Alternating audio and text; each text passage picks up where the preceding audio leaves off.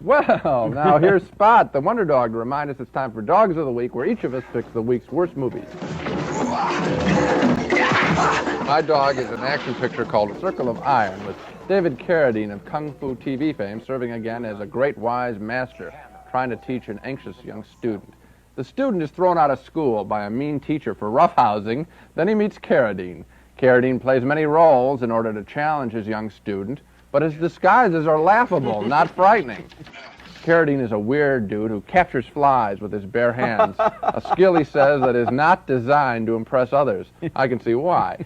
That skill puts him on a par with a no-press strip from Shell, you know.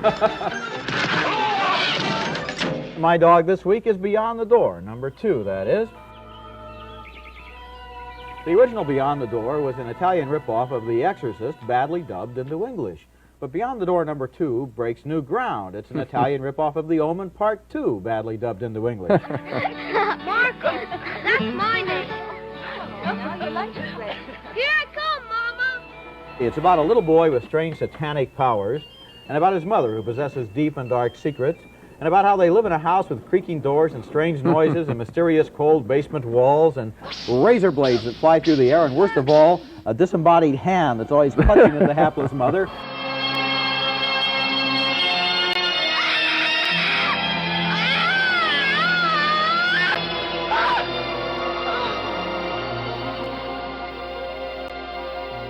And if that's not bad enough, this kid amuses himself by jumping out from behind doors and scaring people. Marco!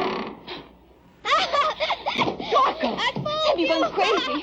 Marco, stop! What a sense of humor, right? My advice is forget about what's behind the door, Part 1 or Part 2, and send this little monster to summer camp permanently. Why, Mama? Why'd you kill Papa?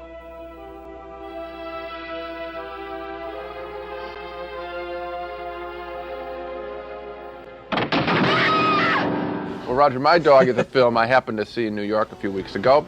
It's The Great Bank Hoax, one of those comic portraits of a small town where most everyone is corrupt. The thieves are Burgess Meredith, Richard Basehart, Ned Beatty. After the bank robbery, they have trouble getting home. Where's the car?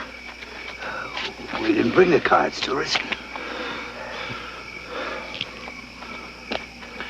How am I supposed to get home? Where's your car? In the garage. I came with you this morning. Oh, I forgot. A stirring action for a bank robbery picture. These guys should be robbing nursing homes, not banks. It wasn't my idea. What wasn't your idea? Huh? Mine is a tribute of sorts to the late Bruce Lee, the Kung Fu star who died suddenly at the height of his fame. And the movie's called Kung Fu Master. It's being advertised as being shot in Bruce Lee style, but then what Kung Fu movie isn't advertised as being shot in Bruce Lee style? Bruce Lee has become in death a brand name like Walt Disney or General Motors or Betty Crocker.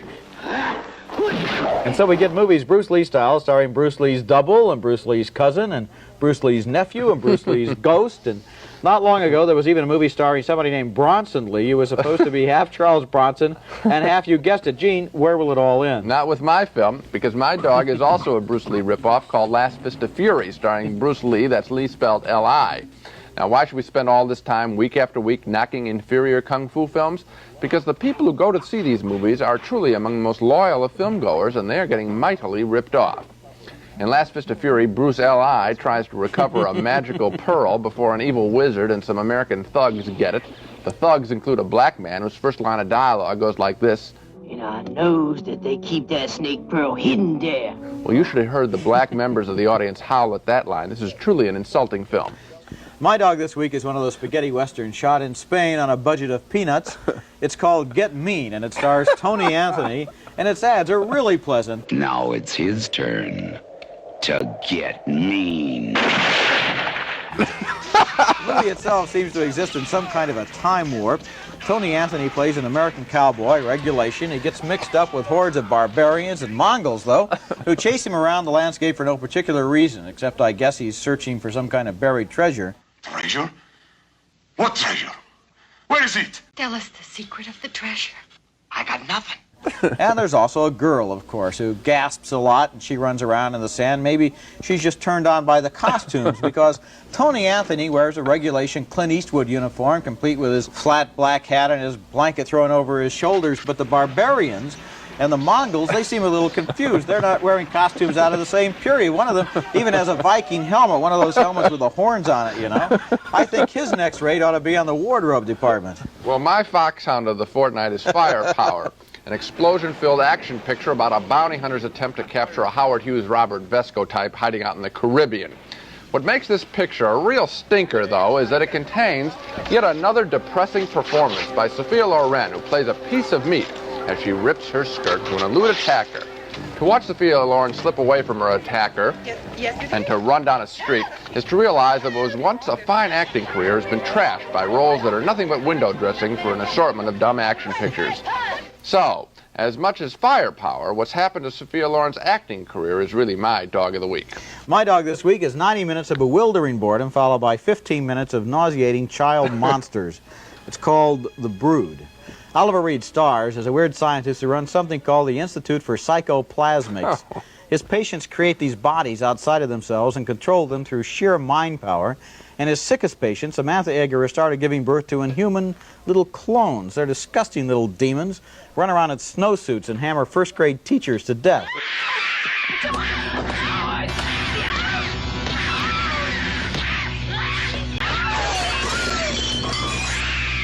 Well, she's given birth to about a dozen of these creatures before her husband catches on. He doesn't catch on real quick. And then there's a bloody and a reprehensible conclusion.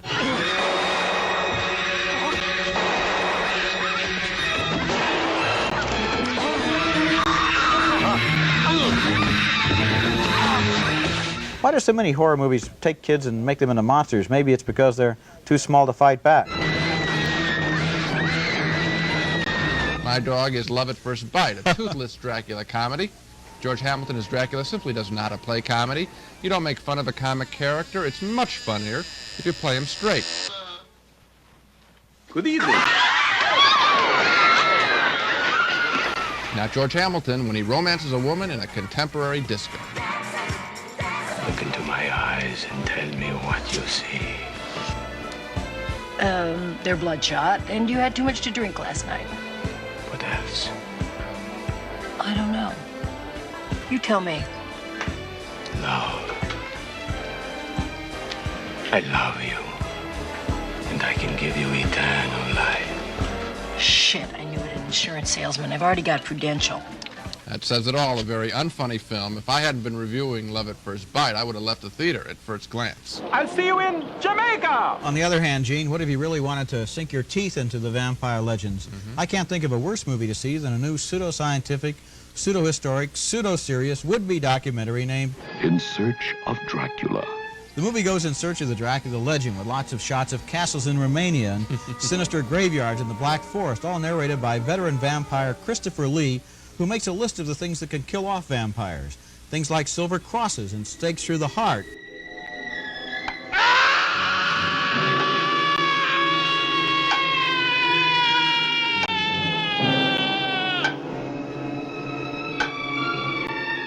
But he forgot one thing that can also kill off vampires, and that's this movie. Now, my dog this week is an Anthony Quinn picture. This one's The Passage, a creaky old World War II story with Quinn as a French mountain guide leading a German scientist and his family through the Pyrenees Mountains away from Nazi soldiers. The action is excruciatingly slow-paced for an adventure film. Alan Renaudou. Yeah. You're a baker? Yes. Do you know how to make strudel? Yes. You should try my pastries. You French and your pastries.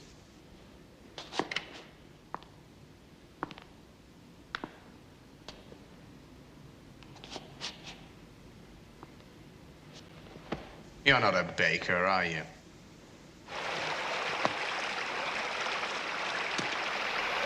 Now watch how slow this scene is. That is the mountain. Yes, you're right, that is the mountain. We get a shot of the mountain. A shot of the people looking at the mountain. A shot of the mountain. A shot of the people looking at the mountain. More people looking at the mountain. And now the mountain again. Come on, somebody. Even the mountain. Move. You're crazy. First, I had a good thriller named Dawn of the Dead about flesh-eating zombies. Now I have one of the worst movies of all time about flesh-eating co-eds. It's called Cannibal Girls, and it's about 3 young women with unusual tastes who live in a cabin in the woods and invite strangers home for dinner.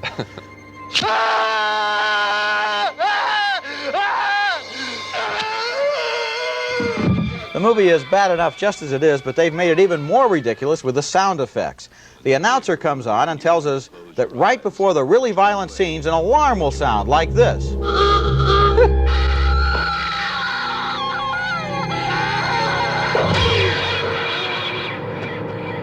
And then when the violence is over, they sound the all clear like this. So, you know, it's safe to open your eyes.